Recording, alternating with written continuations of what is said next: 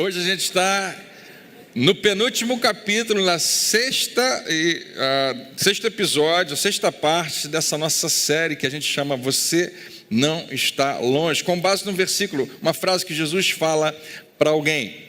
Um homem que se interessa pelo ministério de Jesus, pelo ensino de Jesus, faz uma pergunta, gosta da resposta de Jesus, e confirma que é assim que ele acredita. Eu acredito como você está pregando, Jesus, é assim que eu creio. Só que tinha um diferencial, esse homem fazia parte do partido dos fariseus, que embora concordassem com muito do que Jesus falava, tinham uma grande dificuldade em juntar a sua experiência de vida com aquilo que eles estavam esperando de Jesus. E por isso foram os maiores perseguidores. Os maiores perseguidores de Jesus foram os religiosos. Interessante, né? E eu acho que isso não mudou. Hoje em dia também a religião tem um poder muito grande, ou um potencial, de muito mais nos atrapalhar do que nos ajudar, se você não compreender que Jesus não veio para apresentar uma religião, mais uma religião, mas ele veio para te convidar a um relacionamento vivo com Deus. E isso é tão poderoso e tão precioso. E a gente tem estudado isso nas últimas semanas. E semana que vem a gente completa justamente no domingo de Páscoa, né? Que tem que ser, aí, no nosso caso, o último capítulo dessa saga. E a gente está falando do relato da história de Jesus de Nazaré, narrada por Simão Pedro. Só que possivelmente não é Pedro que vai escrever, mas ele convida o seu secretário pessoal, João Marcos, e nós conhecemos como o Evangelho de Marcos. A gente tem falado que isso porque a história vai nos contar que depois que Pedro tem o seu tempo com Jesus, a sua experiência com Jesus, e hoje a gente vai muito fundo no emocional dessa experiência que Pedro tem com Jesus, ele percebe que tudo que Jesus tinha falado é confirmado na ressurreição. Jesus, quando ressuscita dentre os mortos, tudo que ele ensinou fica bem firme, fica bem estabelecido. E Pedro com certeza passou os seus próximos 30, 35 anos de ministério, depois da saída de Jesus, da subida aos céus. Ele continuou contando cada uma dessas histórias que a gente tem ouvido. Só que agora ele está preso em Roma, possivelmente esperando em algum momento ser executado, porque o imperador é Nero, e João Marcos, seu secretário, talvez o convença, ou ele mesmo tenha querido, vamos contar essa história agora pela última vez, mais uma última vez, mas vamos escrever. E Marcos começa a escrever, e a gente tem acompanhado como é que tem sido esse momento. A gente não sabe se Pedro realmente está numa prisão, ou ele está em casa em algum lugar, mas ele está em algum nível preso na cidade de Roma, ele não pode sair de lá. E Marcos começa a escrever, a gente tem falado, e Pedro resolve resumir logo no início toda a mensagem de Jesus. E essa era a mensagem que Jesus pregava, na verdade, vez após vez após vez. Ele dizia, finalmente chegou o tempo, o reino de Deus chegou. Deixa eu traduzir isso para você. Essa era a mensagem que Jesus, claro, ele tinha que pregar, porque onde quer que ele estivesse, ele estava representando, ele era o próprio Deus.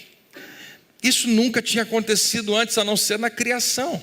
Na criação, Deus vinha estar com o homem, mas depois do pecado, Deus não voltou mais à terra. Mas agora ele vem na sua pessoa, na pessoa do seu filho. E onde quer que Jesus vá, ele pode dizer, o reino de Deus chegou, porque o rei está presente. E isso muda tudo completamente. Na verdade, nós só estamos aqui hoje por causa disso. E a resposta que Jesus convida todos a darem é uma mudança de pensamento. Ele fala, arrependam-se ou arrependei-vos, significa mude de mente para mudar de direção e creia, e confie, e abrace, aceite, receba essa boa notícia, essas boas novas.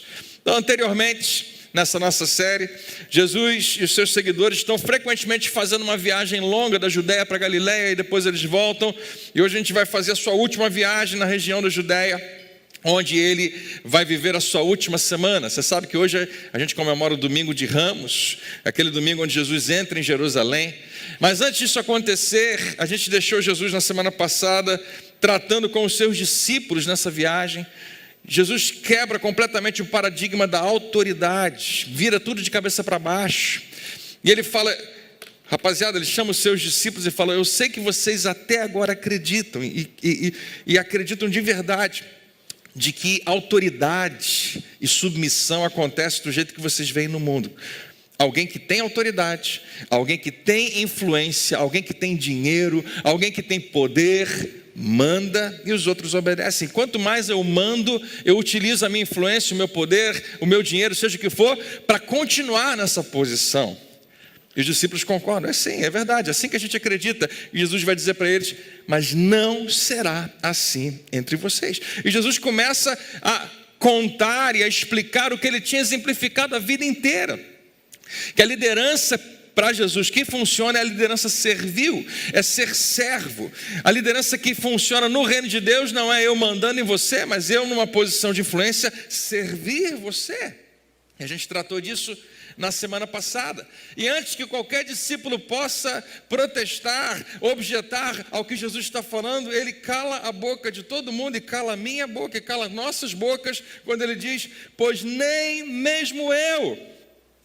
Se alguém poderia verdadeiramente estar em posição de se aproveitar da sua autoridade, porque é o próprio Deus, nem mesmo o Filho do Homem, que é um termo messiânico, veio para ser servido, mas para servir e dar a sua vida. Essa era uma parte que eles não conseguiam entender, e a pior parte era a última parte, em resgate por muitos. Quando eles ouvem a expressão resgate, eles sabem o que isso significa.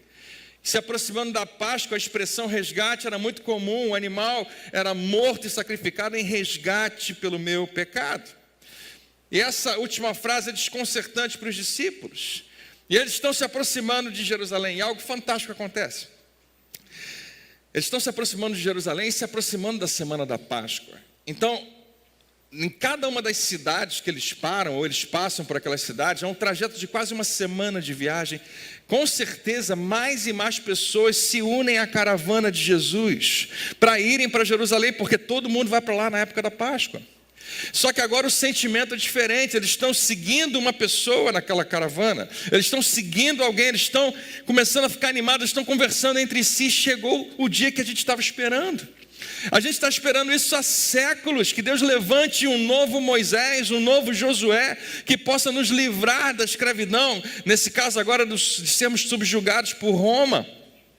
E eles estavam animados, eles sabiam, essa vai ser a Páscoa, essa vai ser a semana onde as coisas vão mudar. E todo mundo acreditava que realmente Jesus estava indo em direção a Jerusalém e entrando na cidade com um projeto completamente diferente.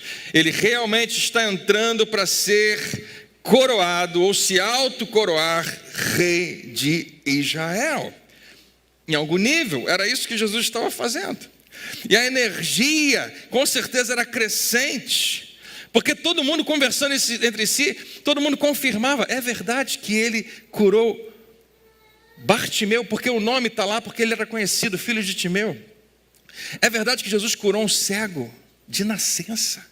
E todo mundo conversava entre si, e alguém chegava e dizia, não, você nem faz ideia, ele fez algo muito maior. Todo mundo já ficou sabendo, toda a cidade já ficou sabendo, porque era ali perto, na cidade de Betânia, Jesus tinha ressuscitado um homem, que já é fantástico, que é sensacional, mas eles conheciam, a maioria conhecia Lázaro, sabia que a história era real, e pior, o homem estava morto há 4 dias, Jesus chegou e ressuscitou. Só pode ser de Deus isso, e a gente está chegando onde a gente queria chegar.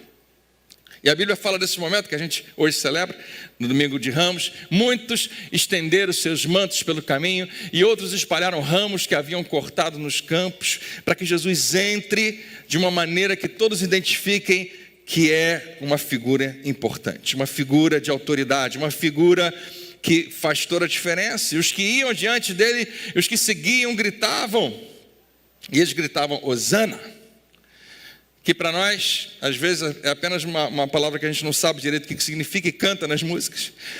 Hosana significa salva-nos. A melhor maneira de traduzir é salva-nos agora, ou a salvação chegou, finalmente. Hosana era um termo que dizia salvação está presente. E não é apenas salve como uma saudação, mas verdadeiramente dizendo, chegou a salvação. E para completar eles falam, bendito, abençoado, bem-aventurado é o que vem em nome do Senhor. A gente está falando de milhares de pessoas, talvez crescendo cada vez mais, preparando aquela entrada para que quando ele chegasse na cidade, essa semana vai ser tudo diferente. A gente com certeza vai ver, e a coisa fica de repente extremamente política. Porque eles começam a gritar isso e de repente alguém puxa e todo mundo começa a gritar junto: bendito é o reino vindouro de nosso pai Davi. E eles começam a tratar Jesus como aquele que realmente vai ser o rei de Israel. E quem ouve isso, hosana nas alturas, bendito é o rei que vem em nome do Senhor, o rei que vai continuar o reinado do nosso pai Davi. Se você é um cidadão judeu, você fica super entusiasmado. Se você é um cidadão romano, você fica alarmado. A coisa vai ficar complicada. Esse povo todo gritando isso, esse homem quem é, eu não sei. Se você é um religioso, você está desesperado. Porque a coisa vai ficar bem complicada quando todo mundo está gritando isso. Uma coisa todo mundo sabe, algo vai acontecer. O que todo mundo esperava, que ao chegar em Jerusalém, Jesus iria se autoproclamar rei. Finalmente, ele tem um exército com ele agora. Você lembra que na multiplicação dos pães e peixes, resolveram contar e disseram que tinha 5.000 homens, sem contar mulheres? Quem já ouviu falar disso, né? 5.000 homens. Por que tem esse número lá? Porque era o número de um pequeno exército, de uma legião romana. Então já era um exército pronto para dizer: Jesus, é só você mandar e a gente entra na cidade e a gente resolve essa situação. E os 12 discípulos estão eufóricos. Era isso que a gente estava esperando. E aí eles nem lembravam mais daquela conversa toda que Jesus estava falando, que falava frequentemente: não, olha, a gente está indo para Jerusalém para eu sofrer, para eu ser entregue nas mãos dos gentios e dos religiosos e ser morto, e 3 dias depois eu vou ressuscitar. Eles apagaram tudo isso. Eu acho que Jesus com certeza está enganado. Essa semana ele vai se autoproclamar rei, e quando eles entram na cidade, eles ficam mais eufóricos ainda, porque Jesus quer ir direto ao templo. E Jesus não quer perder tempo. Olha lá, ele está indo direto ao templo. Mas eles ficam surpresos quando no versículo 11 diz que Jesus entrou em Jerusalém e dirigiu-se ao templo. Observou tudo à sua volta e, como já era tarde, foi para Betânia com os 12. Betânia era uma cidade, como se fosse um bairro próximo, 3 quilômetros de distância de onde eles estavam. Como se fosse na Praça do Valqueire, ali, essa distância. E eles iam e voltavam o tempo todo, iam descansar, dormiam lá e voltavam para a cidade durante aquela semana de festa, semana da Páscoa. E eles voltam para Jerusalém no dia seguinte, só que o que vai acontecer eles não esperavam. Jesus, ele entra no templo, só que ele cria um alvoroço no templo. Ele pega um chicote, ele derruba a mesa, ele faz um discurso de que está todo mundo ali errado, transformando a casa, que ele diz, a casa do meu pai, que deveria ser casa de oração, está sendo transformada em um empreendimento comercial corrupto. Talvez com algumas semelhanças a algumas coisas que a gente vê hoje também. E aquilo deixa talvez os discípulos meio divididos. Eu sei que ele está fazendo isso com muito zelo, mas a gente precisava da amizade dos religiosos de Jerusalém. Será que Jesus precisava ser tão enfático, tão enérgico? Precisava disso tudo? E os chefes dos sacerdotes e mestres da lei ouviram essas palavras e começaram a procurar uma forma de matá-lo, porque algo está acontecendo. Todo o movimento que Jesus está causando, está criando algum impacto em toda a população. O versículo continua dizendo: pois o temiam, visto que toda a multidão, a gente está falando de milhares de pessoas, estava maravilhada. E dessa vez, não estava maravilhada com os seus milagres apenas, mas maravilhadas com algo muito mais perigoso, com o seu ensino. Mais uma vez, Jesus sai da cidade e volta no dia seguinte e vai para o templo. E dessa vez os líderes religiosos parece que estão esperando eles. Talvez eles tenham passado a noite na casa de alguém reunidos, conversando como é que a gente vai fazer. E eles começam a pensar em várias maneiras de pegar Jesus nas suas próprias palavras. Vamos arrumar um jeito de fazer uma pergunta ou de fazer uma observação onde quando Jesus responder, ele vai cair em contradição. Para quê? Por que a gente quer fazer isso? Porque a gente quer separar Jesus da multidão. A gente quer que as pessoas comecem a não gostar muito dele, Porque quando ele estiver sozinho é mais fácil prendê-los. Com esse monte de gente perto é impossível, ninguém vai deixar. Tanto é que quando Jesus finalmente é preso, não existe uma multidão perto. E eles chegam até Jesus no dia seguinte e tentam prender Jesus com suas próprias palavras. E Jesus, para respondê-los, não vou contar todas as histórias aqui, Jesus usa uma parábola onde fica claro que os vilões da parábola são eles, os religiosos. Existe numa historinha que Jesus conta sobre homens que vieram e fizeram mal uns aos outros, fica bem claro que são eles, os religiosos, os vilões da história. E no capítulo 12, versículo 12, diz: então começaram a procurar um meio de prendê-lo, pois perceberam que era contra eles que ele havia contado aquela parábola. E eles não conseguem nunca enredar Jesus com as suas palavras.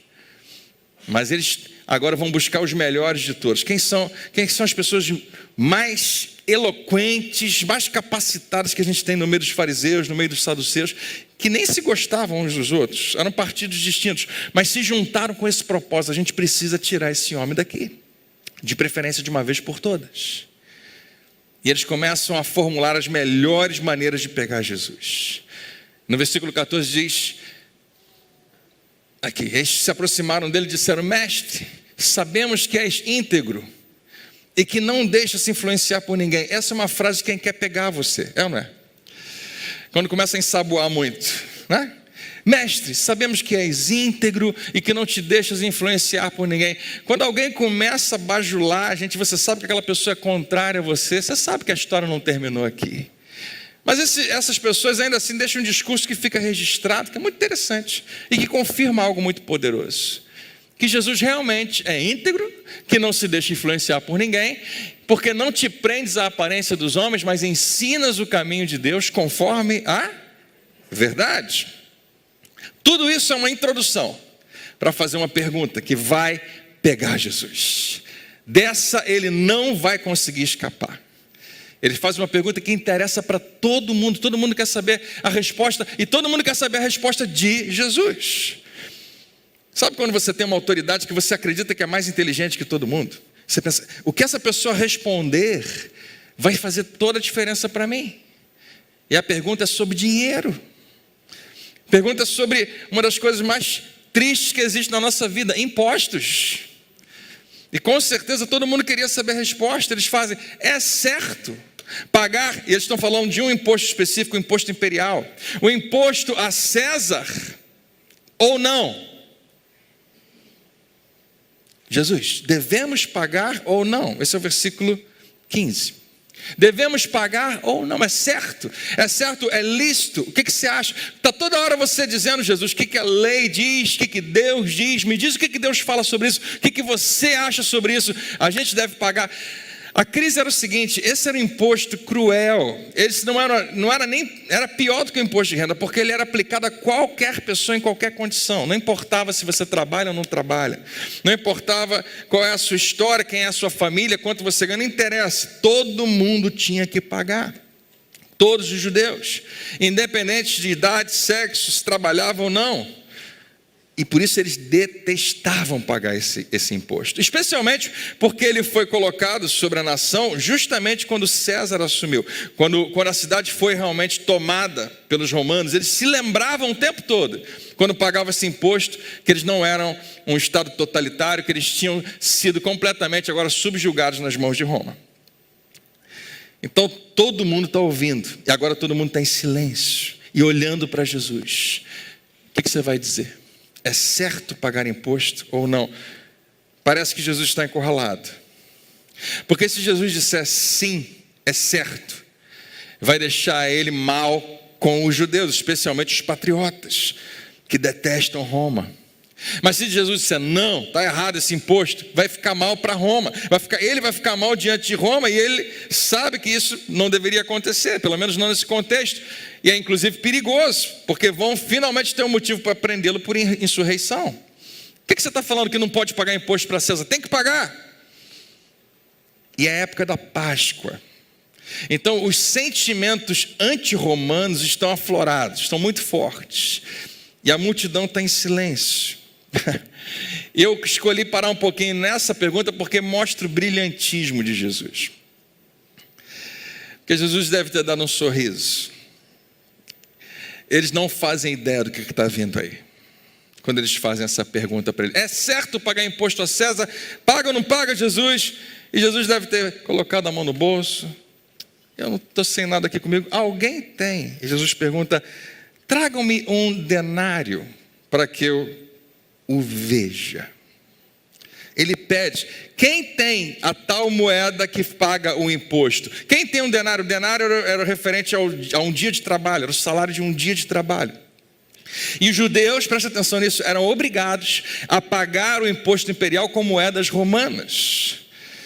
Era correspondente a um salário de um dia. E era mais ou menos assim que era um denário.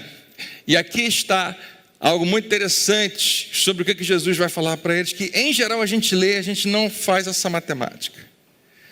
Na frente da moeda tinha a imagem de um dos imperadores mais importantes, Tibério César. E a inscrição que está em volta ali diz que ele é o filho do divino Augusto, o que significa para eles, para os romanos, o filho de um Deus. Eles realmente acreditavam que os imperadores e os seus filhos eram deuses. Isso começa imediatamente a tratar de uma carga emocional na vida dos judeus. E no verso é muito interessante, porque indicava que Tibério era o sumo sacerdote da religião deles. Tudo nessa moeda era extremamente ofensivo para o judeu. A gente tem isso hoje. Tem certas coisas que a gente não quer chegar perto. Alguns símbolos, algumas imagens, alguns talismãs, alguns objetos que a gente fala: não quero estar perto disso. Porque, de certa maneira, fala que se você se aproxima daquilo, que você não está sendo muito sério com Deus. Essa moeda era extremamente religiosa, extremamente, como é que eu posso dizer, ofensiva para os judeus. Era um dinheiro que para eles era blasfemo, ou blasfemo. E os fariseus é que trazem a moeda. Eles lhe trouxeram a moeda. Eles tinham um denário e seguravam. Eles, com certeza, não poucos, alguns dos fariseus tinham isso no bolso. E eles pedem que Jesus, na verdade, pede para que eles olhem para aquilo. Porque ele faz a seguinte pergunta: de quem é essa imagem? E quando Jesus fala isso, checkmate. Quando Jesus fala isso, fim de jogo. Eu acho que eles perceberam que eles tinham feito a maior besteira da vida deles. A gente lê, a gente não percebe. Mas quando Jesus pergunta de quem é essa imagem que vocês estão carregando no bolso de vocês, porque eles são os defensores, os detentores da lei de Moisés, e uma das grandes leis que eles sabiam muito bem é que nenhum judeu poderia ter imagem, e carregar imagem, fazer imagens, especialmente com conteúdo totalmente religioso. O povo judeu não tem permissão para fazer ou para carregar qualquer tipo de imagem, e agora esses líderes religiosos estão dentro do templo com uma imagem, carregando junto com eles. E para esfregar na cara, Jesus continua: e essa inscrição? De quem é essa imagem e essa inscrição? Curiosamente, 5 anos antes, o ministério de Jesus ainda não tinha começado, Pilatos já estava governando a Judéia. Pilatos traz um monte de escudos que mandou fazer e coloca próximo, justamente, não no templo, na praça principal. E ele coloca esses escudos, eles têm inscrições parecidas com essa, revelando a divindade de Tibério, de César. E o povo judeu ficou tão ofendido que eles fizeram greve. Eles pararam de trabalhar. Eles não fizeram mais nada, eles se negaram a fazer qualquer coisa para Roma, enquanto não tirasse aqueles escudos. Qual ofensivo aquilo era para eles. Fizeram toda aquela algazarra, que é o próprio Pilatos, que era um cara que não dava mole, se a gente puder dizer assim, para judeu, precisou voltar atrás e tirar os escudos. Então Jesus estava o tempo todo apontando para a hipocrisia deles. Vocês fazem greve, vocês fazem isso e fazem aquilo outro, em uma manifestação tão forte para dizer das crenças de vocês, mas no seu bolso está aí algo dizendo para você que você está contra Deus e você nem liga. Os fariseus não estavam em nenhuma posição de criticar Jesus. Estão carregando dinheiro imperial idólatra junto com eles. De quem é essa imagem, a inscrição? E eles respondem, talvez com muita vergonha, de César. Responderam eles. E todo mundo já sabia, meu Deus, que gênio. Vocês têm a imagem de César no seu bolso, no templo. Então Jesus responde, então é melhor vocês devolverem, né? Jesus disse, deem ou devolvam a César o que é de César e a Deus, porque eles precisavam muito ouvir isso, o que é de Deus. E Pedro, quando narra isso para Marcos deve ter pensado, foi incrível, foi maravilhoso, foi refrescante, foi libertador, como foi bom ver. A gente achava que Jesus não tinha como sair, e ele sai. E a Bíblia diz no final que eles ficaram admirados, todo mundo ficou admirado com Jesus. Os judeus, os religiosos, os romanos que estiverem perto, como é que ele conseguiu sair disso? E em seguida os saduceus apresentam, eles vão logo depois, a gente vai conseguir pegar Jesus, e eles trazem para Jesus uma situação louca, hipotética, porque os saduceus, eu não sei se você sabe disso, um dos partidos dos religiosos, não acreditavam na vida após a morte, não acreditavam em ressurreição. Então eles contam uma história para Jesus, que Moisés decidiu lá atrás, que se um homem morrer deixando a sua esposa sem filhos, o irmão dele precisa se casar com a esposa, que é um dos motivos pelo qual a gente gosta de não estar mais na antiga aliança, que alguém diga aleluia, né? Já pensou se essa lei fica até hoje? Se você quiser ser um cristão, tem que cumprir a antiga aliança. Então, morreu, não deixou filho, casa com o irmão. Que doideira, né? Mas era assim, a questão era o sustento daquela viúva. E ele conta uma história dura de 7 irmãos que morreram e ninguém deixou filho. A mulher casou com todos eles. E quando chegar no céu, Jesus, de quem que ela vai ser mulher? E Jesus acha graça, assim como você, dessa situação absurda. E Jesus usa um tempo verbal. Você tem que ler depois.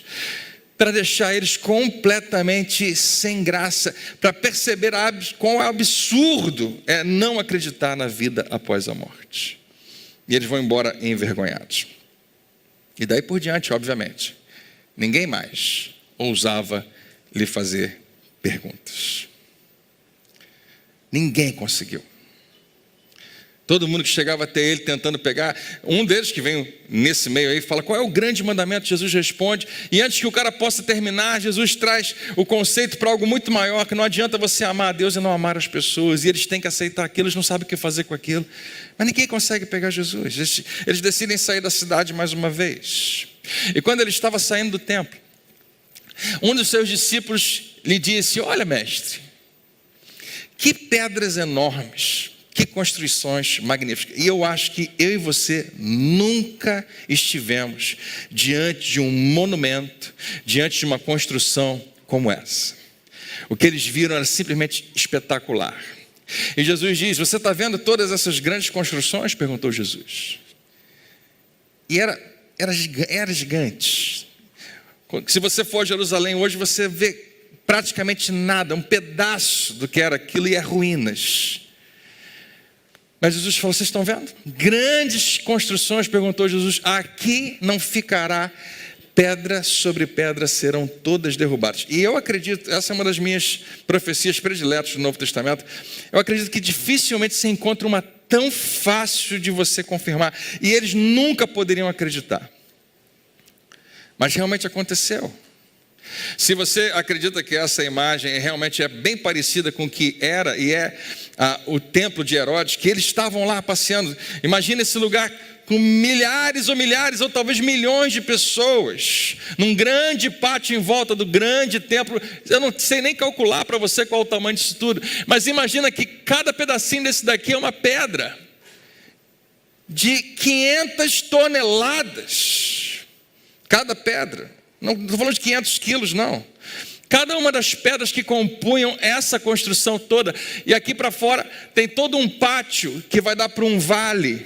Jesus está dizendo, nada vai sobrar. Tudo será derrubado. E a expressão derrubado significa lançado para baixo. Para o vale. Quem ouve isso? Jesus, não tem como. Nenhum terremoto, inclusive Herodes tinha feito esse templo à prova de terremotos. Ele tinha feito de tal maneira que as pedras se encaixavam e poderia acontecer um terremoto e o templo não seria derrubado. E é simplesmente gigantesco, 150 mil metros quadrados de pátio, mas todo esse templo, pedra que não acaba mais, uma construção de anos e anos e anos. E Jesus fala, vai acabar tudo. E essa é uma profecia simplesmente sensacional. Os discípulos pensaram, não tem como. Somente um grande exército poderia fazer isso. E mais tarde, quando Jesus está no Monte das Oliveiras, eles perguntam a ele, particularmente, e Jesus prediz a destruição de Jerusalém, a destruição do templo de Roma com detalhes extraordinários. E 40 anos depois daquele dia que Jesus tinha falado isso, só 40 anos depois, a 10ª legião romana destruiria Tito, que era filho do imperador Vespasiano. Eu já contei essa história para você. Ele vai sitiar a cidade e ele destrói tudo. Se tem alguma coisa que pode ser queimada, ele vai queimar. E ele, com certeza, usando trabalho escravo, pega cada uma daquelas pedras e derruba para fora do vale. Nenhuma sobrou. Ele raspou tudo. Se você for lá hoje, a única coisa que você vê são algumas das pedras que foram lançadas no vale. A construção já estão bem mais altas hoje. E tem algumas lá que talvez eles tenham mantido apenas como um memorial. Foi tudo terraplanado. Nunca mais foi reconstruído. Aliás, tem 2 ou 3 mesquitas lá no lugar, muçulmanas, e um monte de outras coisas. Se você visitar lá o local, você vai ver isso aqui. As mesmas pedras. Impossíveis de um homem, 2, 3 ou 4 carregarem. Por que eu estou contando isso para você? Por que isso é importante? Porque Jesus está, e ele vai falar exatamente isso. Ele vai deixar claro que um novo tempo chegou. E uma das características mais importantes é que algo maior do que o templo havia chegado. O que era o templo para os judeus? Era o único lugar da presença de Deus, era o único lugar da adoração a Deus, e é o lugar mais sagrado do mundo. E até hoje, entreviste qualquer judeu, eles acreditam nisso. O templo é o lugar mais sagrado do mundo. Se ele voltar a ser reconstruído, é isso que ele vai ser. Não é aquele lá de São Paulo, prometo a você. É verdadeiramente em Jerusalém, nesse lugar. Só pode ser. Mas Jesus está inaugurando um novo tempo, onde o templo, que daqui a pouco vai ser destruído dali a 40 anos, e com ele toda a religião judaica não poderia mais continuar, porque não dá para ser judeu verdadeiramente religioso sem um templo. Mas se o templo era o lugar da habitação de Deus e algo maior do que o templo havia chegado, o velho estava morrendo e algo novo e melhor, como é importante a gente saber disso, melhor havia chegado.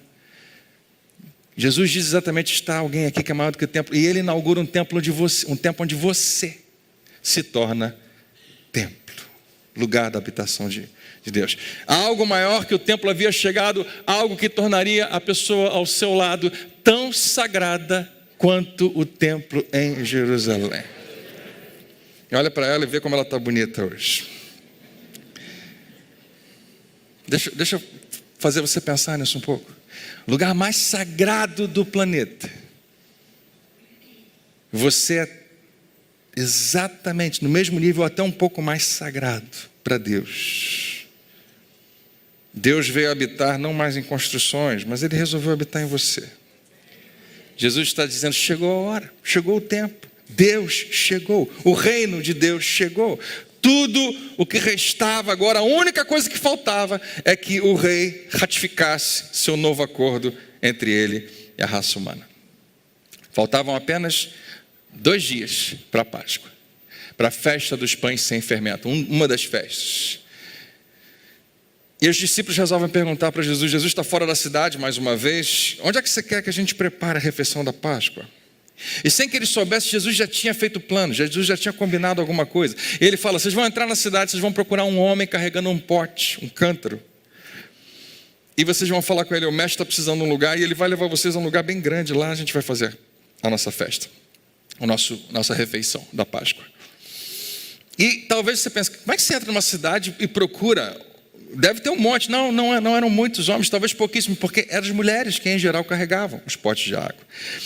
Era uma das funções que as mulheres em geral tinham absorvido. Então, um homem fazer isso era muito interessante. Por um lado, ele estava talvez até mostrando como Jesus veio para fazer algo completamente novo.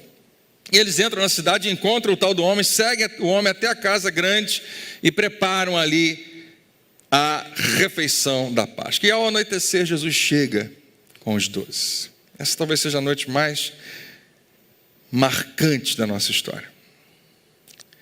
E Pedro deve ter pensado, é agora.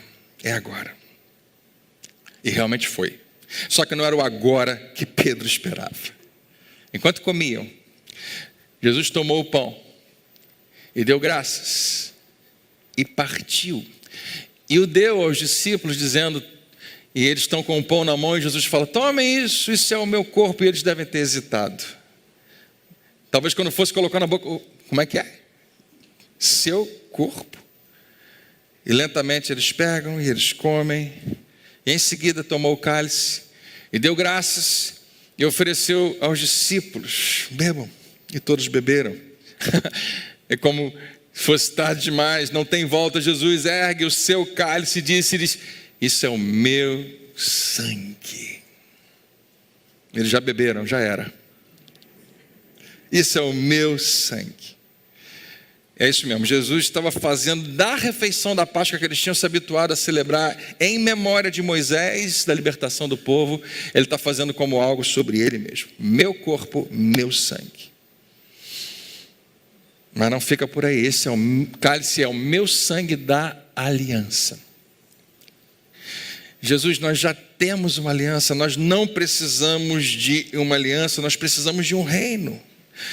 Jesus, você está tentando fazer um pacto, só quem pode fazer isso é Deus. E uma aliança, qualquer aliança tem duas partes.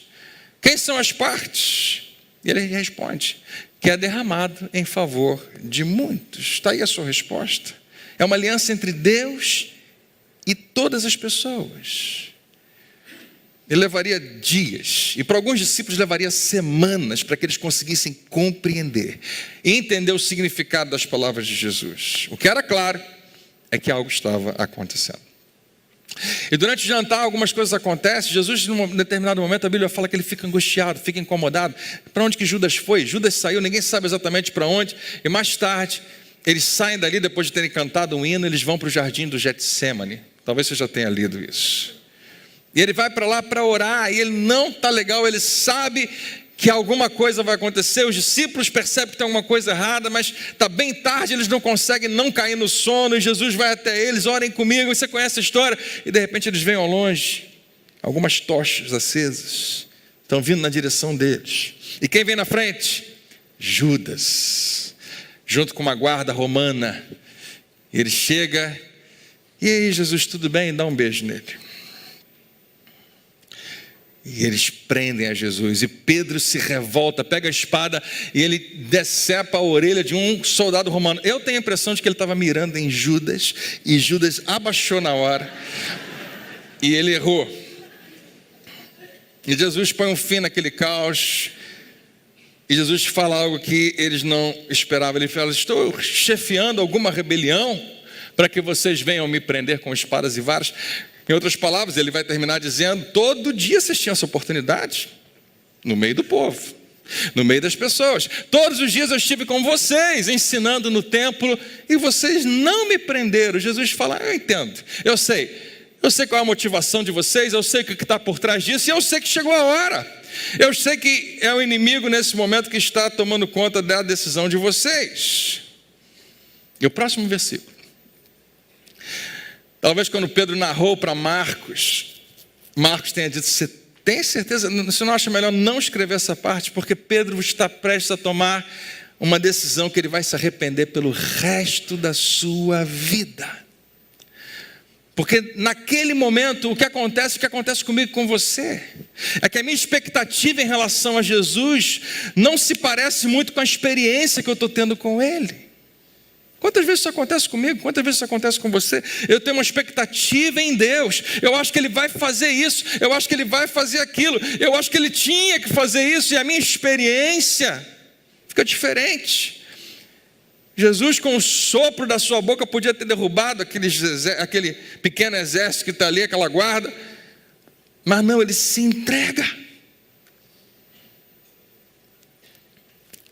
Então todos o abandonaram e fugiram. E não é de se admirar. Tinha acabado. A gente achava que era Ele, mas não é. Jesus não é rei coisa nenhuma e nem vai haver nenhum reino. Não é da nossa natureza presumir o pior a respeito de Deus quando as coisas estão terríveis, quando as coisas estão difíceis, quando você está no meio da tempestade e não enxerga mais nada senão a tempestade. Não é verdade que a nossa fé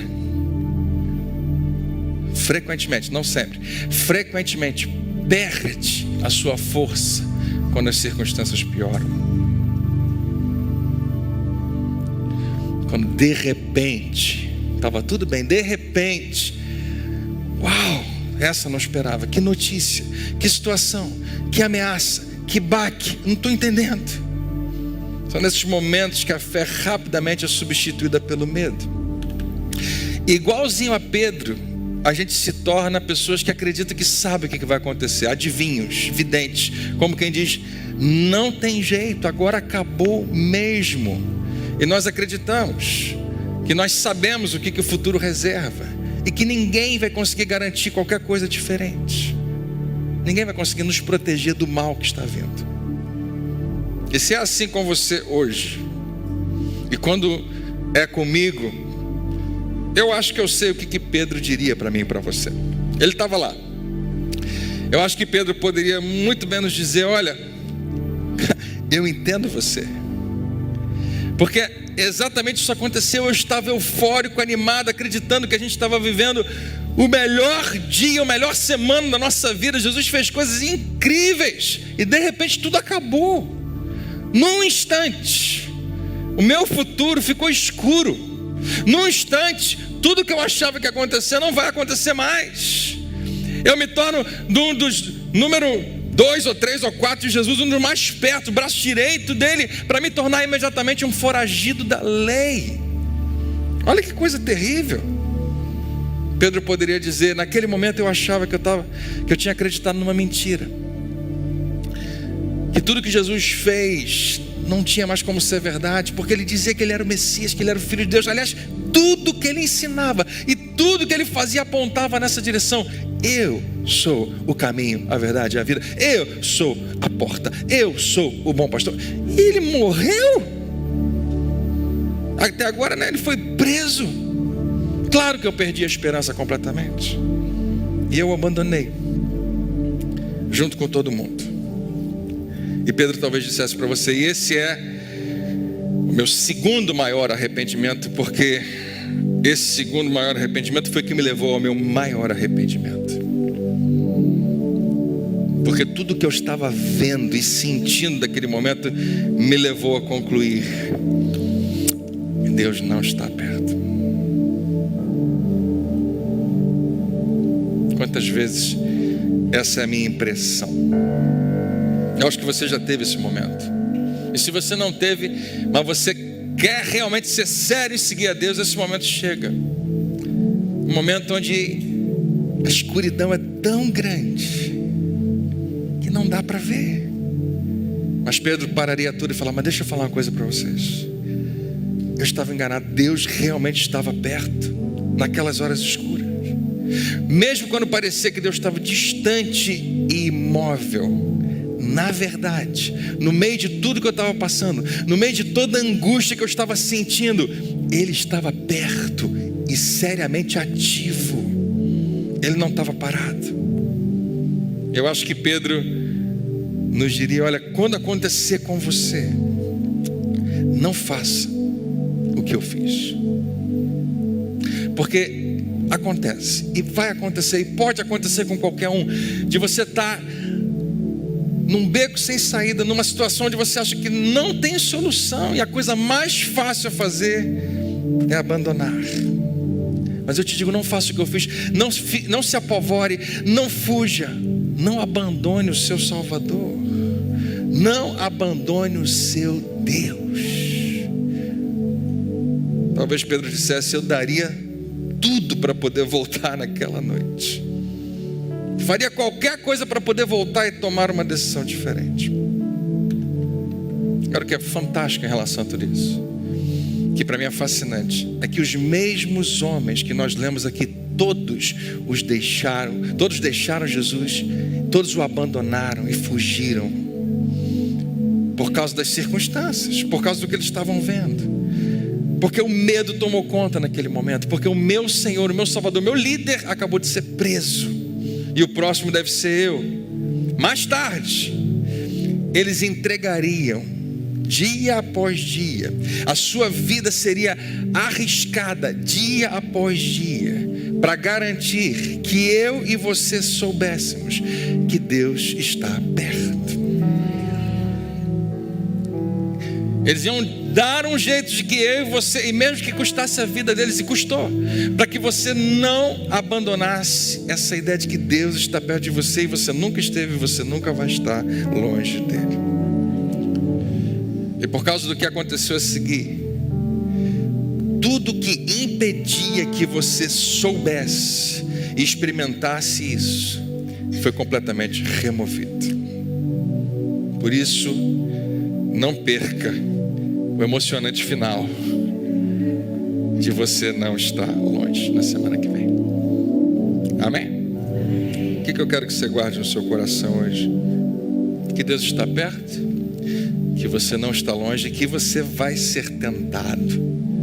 Você vai estar em algum momento em posição de querer abandoná-lo. E Pedro vai dizer: eu sei como é que é, já estive lá, mas não faço o que eu fiz. Permanece firme, porque Ele está tão perto e ativo, mais do que você pode imaginar nesse momento na sua vida. Amém? Vamos orar? Vou pedir para você ficar de pé.